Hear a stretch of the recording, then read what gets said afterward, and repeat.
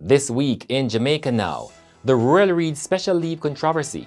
The Education Ministry rejects recommendation for a 5-year extension. State of emergency in 7 police divisions. This is almost a competition for cruelty, the worst of the worst, and it appears to be designed. A trainee constable is shot dead in his hometown and a young man killed during a violence prevention seminar. U.S. Embassy says no secret quotas on visas. Consumer Affairs Commission awards more than $7 million to a consumer to settle breaches in a car purchase. Immaculate alumna Tonia Williams is the 2022 Jamaica Rhodes Scholar. And what can you say to those in Jamaica that are currently worried about crime? Is there a solution for Jamaica? That's a great question. A Youth Month special, a 13-year-old student sits for a chat with the opposition leader. Do you think you could give us your best impersonation of the Prime Minister? Jesus, please.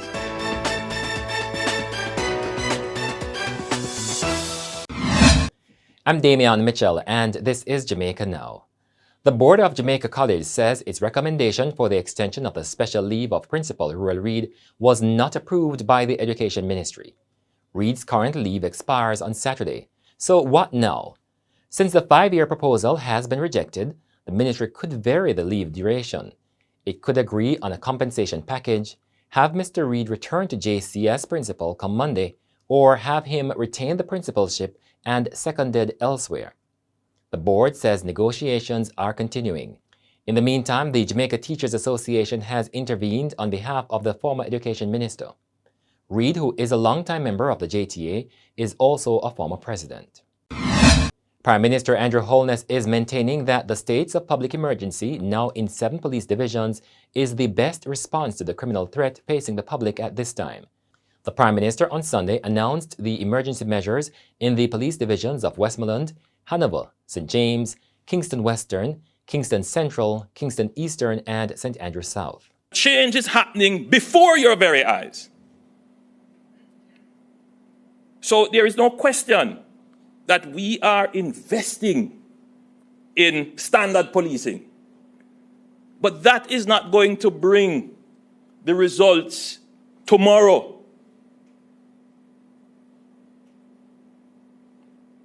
Next week, it is going to take some time. But in the interim, the murder rate is increasing. People are dying. That is the definition then of an emergency. And we have to act. But the government is likely to face a hurdle in extending the measure beyond 14 days, as the opposition has indicated that it is not in support of a state of emergency. It does not work, and it will not work. Jamaica deserves better. We do not need states of emergency and to take away the rights of our people to make Jamaica safe. We do not need states of emergency to have police and soldiers on the ground in our communities.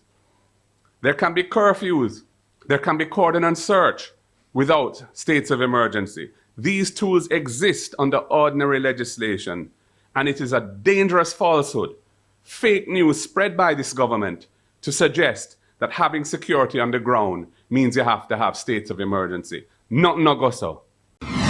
And amid the state of public emergency, a trainee cop was shot dead in Nagotown District, Whitton, Westmoreland on Wednesday night.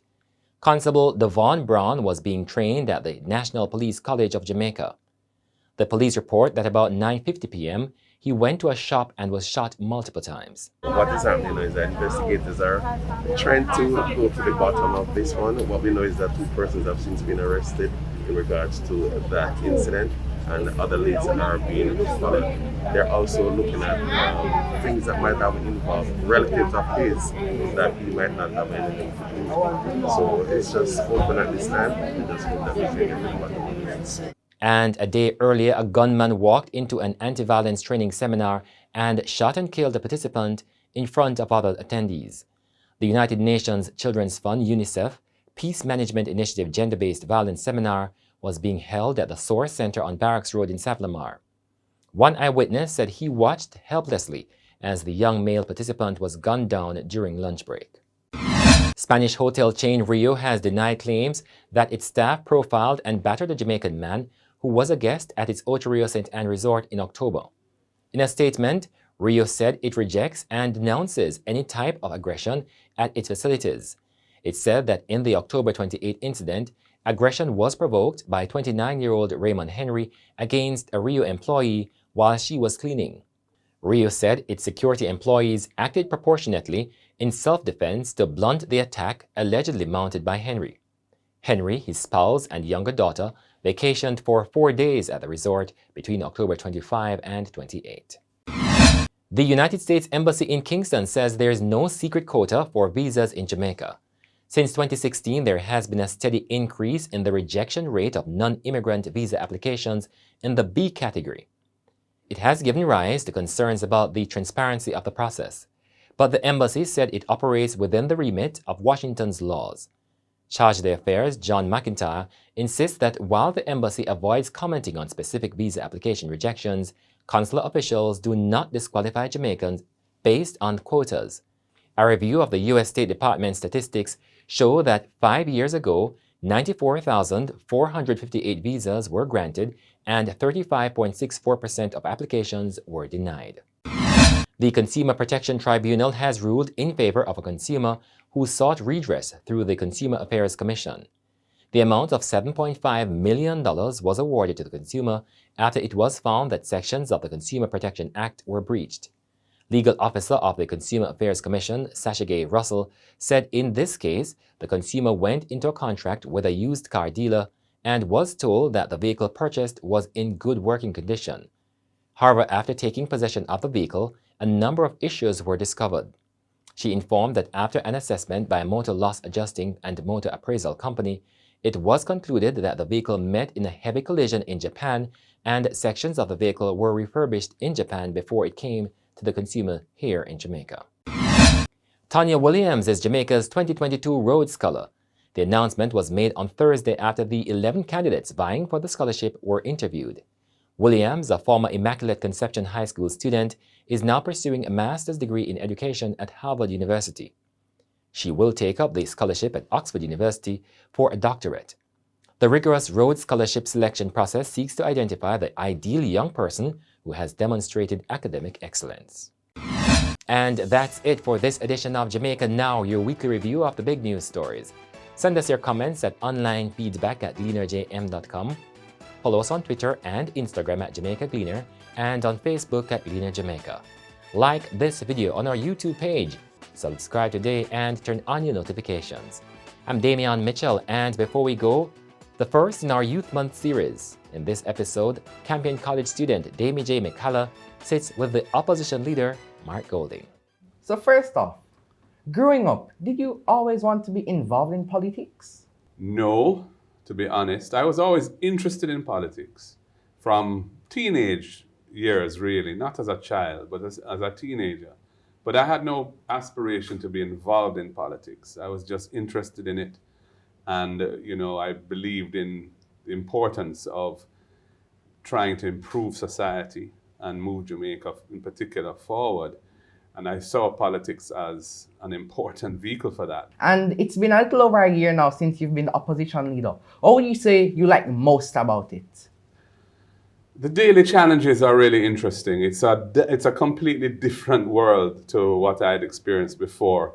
So I've had to be much more savvy about communication, about imaging, about presenting myself to the public. I've had to be willing to step out much more into the public arena and engage with the media and so on. This has been something which, has been a process of learning for me, and I'm enjoying that.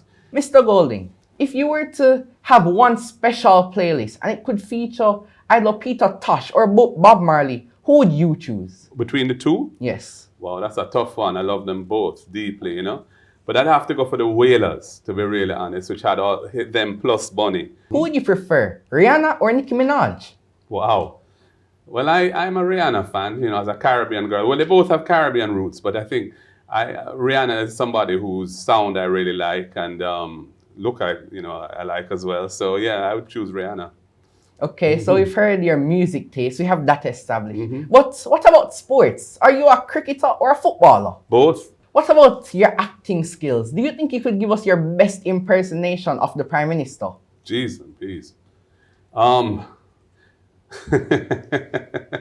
You really caught me with that one. I've never attempted to impersonate the Prime Minister. And I don't think I want to give that a shot on live TV or recorded TV for that matter. I'd have to practice that a bit. But, you know, I watch the Prime Minister quite a bit as he speaks and so on. And he's been well coached as a public speaker. I can see that he has benefited from that. And, you know, I'm in a learning mode too. So, you know, I don't mind learning from him. And I'm sure he has things he can learn from me.